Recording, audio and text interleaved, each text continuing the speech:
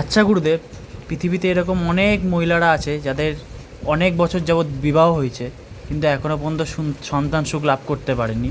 তো তারা কি করলে সন্তান সুখ লাভ করতে পারবে, যদি একটু বলে দিতেন। সবই ব্রহ্মময়ী মায়ের ইচ্ছা। বহু মহিলা আসেন, মায়েরা আসেন, দীর্ঘদিন যাবৎ বিয়ে হয়েছে, বিবাহ হয়েছে, বাচ্চা আসেনি, বাচ্চা ডাক্তার, বদ্রী, ঠাকুরবাড়ি, মন্দির, ওঝা, তান্ত্রিক, হোম, যজ্ঞের কলা, বহু কিছু করেছে। এমনকি সিদ্ধপীঠেও গিয়েছে, কিছুতেই কিছু করেছে। আর এখানে বোঝার আছে, কর্মফল থেকেই এগুলো হয়। কর্মফলের প্রারব্ধে যদি কোথাও আগের জন্মে সন্তানের দ্বারা সন্তানকে কষ্ট দেয়, সন্তানকে অত্যাচার করে, পরের জন্মে ভগবান তাকে সন্তান সুখকে বলছে। তবুও আমি বলছি, গুরু ভালো ফল পাবে। এক্ষেত্রে জগদম্বার খুব ভালো একটা নিয়ম আছে। এই বলল 40-45 বছরের মহিলারও বাচ্চা হয়েছে, বহু। এই যে দেখছো না ভোপালে সব ভর্তি, আরো বহুত ছিল। আমার শিক্ষার ঘরে গুরুমা সব নিয়ে গিয়ে সেবা করছে। গোপালে ভর্তি, গোপাল রাখার জায়গা, একটা গোপাল মন্দির করতে পারলে ভালো হয়। আরো সব বাংকার আছে, কত রাখবো এখানে।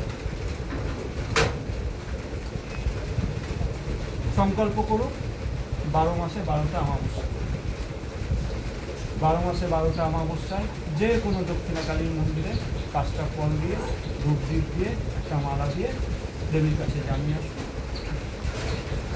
মা আমি সন্তানের জন্য খুবই পাগল, তুমি একটা সন্তানের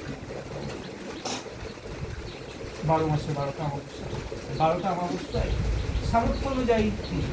এবার সে যদি 5টা ফল না পায়, একটা টাকা, দুটো ফুল বেলপাতা দিয়ে আসুন, তাতেও ফল হবে। এবার অমাবস্যার নিয়ম হচ্ছে 12 মাসে 12টা করতে হবে। সেই অমাবস্যাগুলোতে তোমার ভাত, অন্ন, চিড়ে মুড়ি এগুলো খাওয়া যাবে, ফল আহার করে ফল খেয়ে, সাবু ফলা ফল খেয়ে থাকবে।